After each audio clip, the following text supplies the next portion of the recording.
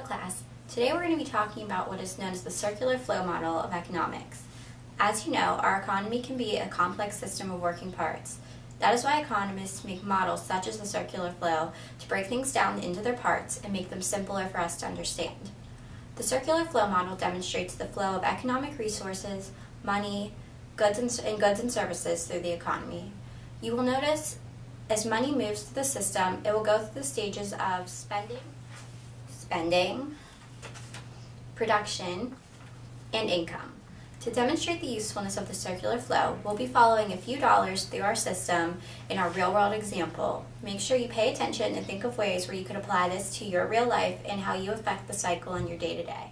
Our cycle begins at the spending stage with Miss White. Each morning before work, Miss White stops at her local Starbucks and pays $4.50 for a large coffee. With the money Miss White spends on her coffee, it's put into the cash register, but it does not stay there for long. Now we move on to the production stage. At the end of each month, Mr. Green, the owner of Mrs. White's local Starbucks, uses the money accumulated by his customers to pay for his cost of production. As you may remember from our last lesson, cost of production are any costs incurred by a business when manufacturing a good or producing a service.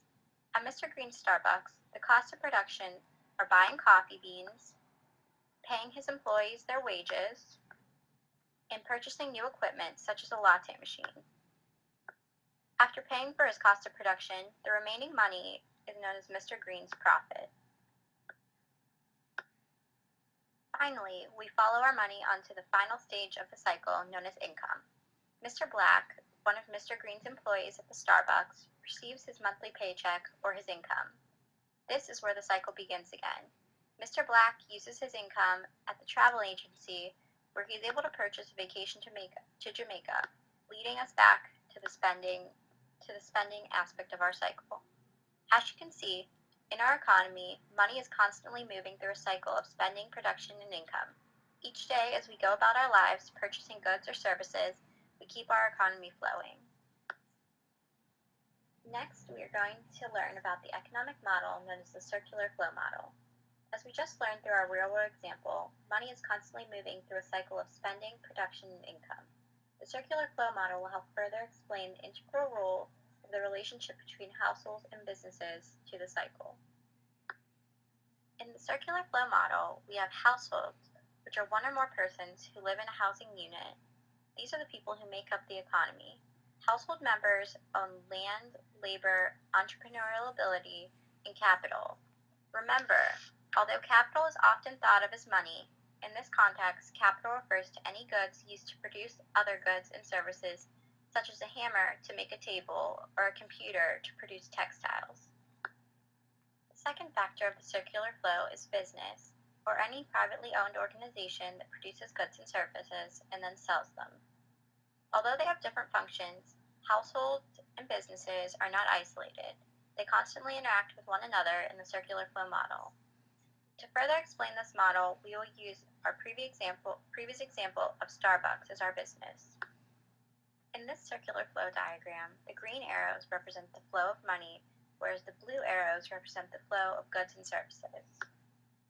At the top of our diagram, the market for resources, businesses seek to buy land, labor, capital, and entrepreneurial ability from households. Households are able to provide workers, which is labor, raw materials, which is land, and machinery, which is capital resources, in exchange for income. Because households sell resources and businesses buy resources, at this point in the cycle, households hold all of the money and businesses hold all of the economic resources. This leads us to the bottom of our model, the market for goods and services. At this stage in the cycle, businesses use economic resources bought in the market for resources to produce goods and services, which they can then sell to households. The income obtained by households in the market for resources is then used, in part, to buy goods from businesses like Starbucks, such as coffee and pastries. Just like in the market for resources, the market for goods and services, money flows one way and goods and services flow another. In our economy, as depicted by the circular flow model, both households and businesses play the role of buyer and seller, ensuring that money flows rather than becomes constrained in one area.